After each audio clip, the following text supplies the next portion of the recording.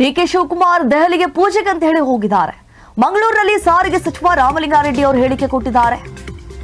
ಸಿದ್ದರಾಮಯ್ಯಗೆ DK Shivakumar ಸೇರಿದಂತೆ ಎಲ್ಲರ ಬೆಂಬಲ ಇದೆ. ಹೈಕಮಾಂಡ್ ತೀರ್ಮಾನಕ್ಕೆ ತಾವು ಬದ್ಧರೆಂದು ಹೇಳಿದ್ದಾರೆ.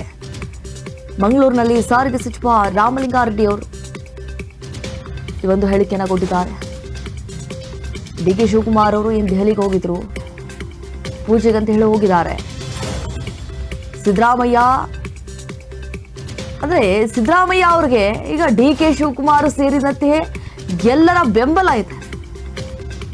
ಹೇಳಿಕೆಯಲ್ಲಿ ಹೈಕಮಾಂಡ್ ನಾಯಕರ ತೀರ್ಮಾನಕ್ಕೆ ತಾವು ಬದ್ಧರೆಂದು ಅಂತ ಹೇಳಿಬಿಟ್ಟಿದ್ದಾರೆ. ಮಂಗಳೂರಿನಲ್ಲಿ ಸಾರಿಗೆ ಸಚಿವ ರಾಮಲಿಂಗಾರೆಡ್ಡಿ ಅವರು ರಿಯಾಕ್ಟ್ ಮಾಡಿದ್ದಾರೆ.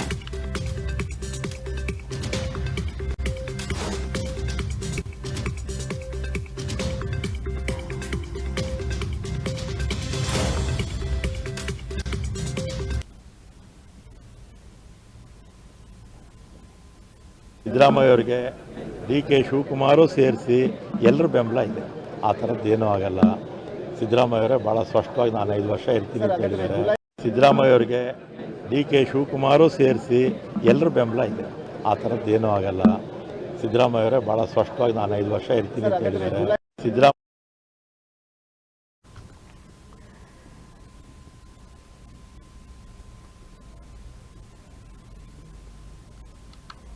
ಸದ್ಯ ಶಾಸಕರ ಬೆಂಬಲ ಸಿಎಂ ಸಿದ್ದರಾಮಯ್ಯ ಅವರ ಕಡೆಗಿದೆ. ಬೆಂಗಳೂರಿನಲ್ಲಿ ಸಚಿವ ಎಂಬಿ ಪಾಟೀಲ್ ಅವರು ಹೇಳಿಕೆ ಕೊಟ್ಟಿದ್ದಾರೆ. ನಾನೇ 5 ವರ್ಷ ಸಿಎಂ ಅಂತ ಹೇಳಿದ್ದಾರೆ. ತಪ್ಪೇನಿದೆ ರೀ ಅದರಲ್ಲಿ? ಹೈಕಮಾಂಡ್ ನಿರ್ಧಾರ ಎಲ್ರಿಗೂ ಕೂಡ ಅದು ಅನ್ವಯಿಸುತ್ತೆ. ಸಿದ್ದರಾಮಯ್ಯ ಡಿಕೆ ಸೇರಿ ಎಲ್ರಿಗೂ ಕೂಡ ಅದು ಅನ್ವಯಿಸುತ್ತೆ.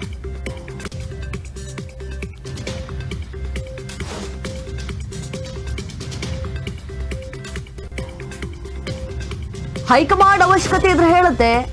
ಸದ್ಯದ ಪರಿಸ್ಥಿತಿಯಲ್ಲಿ ಸಿದ್ದರಾಮಯ್ಯ ಪರವಾಗಿ ಶಾಸಕರ ಬಲ ಇರುವಂತದ್ದು. ಹಾಗೆ ಡಿಕೆ ಶಿವಕುಮಾರ್ ಅವರಿಗೆ ಶಾಸಕರ ಬೆಂಬಲವಿಲ್ಲ ಅಂತ ಅಲ್ಲ. ಸಿದ್ದರಾಮಯ್ಯ ಯಾವ ಅರ್ಥದಲ್ಲಿ ಹೇಳಿದಾರೋ ಗೊತ್ತಿಲ್ಲ. ಬೆಂಗಳೂರಿನಲ್ಲಿ ಸಚಿವ ಎಂಬಿ ಪಾಟೀಲ್ ಅವರು ರಿಯಾಕ್ಟ್ ಮಾಡಿದ್ದಾರೆ.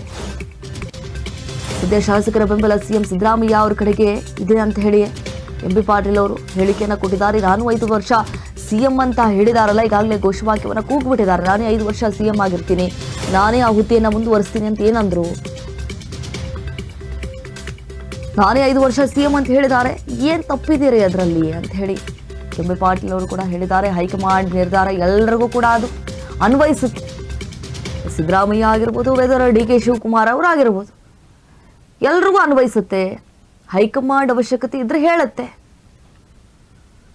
ಸದ್ಯದ ಪರಿಸ್ಥಿತಿಯಲ್ಲಿ ಸಿದ್ದರಾಮಯ್ಯ ಪರವಾಗಿ ಶಾಸಕರ ಬಲ ಹೆಚ್ಚಾಗಿದೆ. ಡಿಕೆ ಶಿವಕುಮಾರ್ಗೆ ಶಾಸಕರ ಬೆಂಬಲ ಇಲ್ಲ ಅಂತಲ್ಲ, ಅವ್ರಿಗೂ ಇದೆ. ಅಂದ್ರೆ ಸಿದ್ದರಾಮಯ್ಯ ಅವರು ಯಾವ ಅರ್ಥದಲ್ಲಿ ಹೇಳಿದಾರೋ ಖಂಡಿತವಾಗ್ಲೂ ಗೊತ್ತಿಲ್ಲ ಅಂತ ಹೇಳಿ ಬೆಂಗಳೂರಿನಲ್ಲಿ ಸಚಿವ ಎಂ ಬಿ ಪಾಟೀಲ್ ಅವರು ರಿಯಾಕ್ಟ್ ಮಾಡಿದ್ದಾರೆ.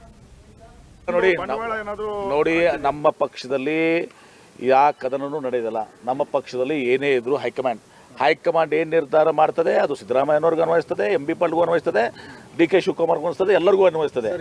ನಮ್ಮಲ್ಲಿ ಕದನ ಆಗಿದ್ರೆ ಹೇಳಿದ್ದಾರೆ ಸರ್, ಆದ್ರೆ ಹೈಕಮಾಂಡ್ ನಾಯಕರು ಒಬ್ರು ಏನು ಬಾಯಿ ಬಿಡ್ತಿಲ್ವಲ್ಲ ಸರ್. 5 ವರ್ಷ ಇರ್ತಾರೆ, ಎಷ್ಟು ವರ್ಷ ಇರ್ತಾರೆ ಅನ್ನೋದು. ಸುರ್ಜೇವಾಲಾ ಬಂದು ಹೋದ್ರು ಏನು ಹೇಳ್ತಿಲ್ಲ, ಖರ್ಗೆ ಅವ್ರು ಇಲ್ಲೇ ಇರ್ತಾರೆ, ಅವರು ಏನು ಹೇಳ್ತಿಲ್ಲ. ಅದು ಹೇಳ್ಬೇಕಂತಿದ್ಯಾ?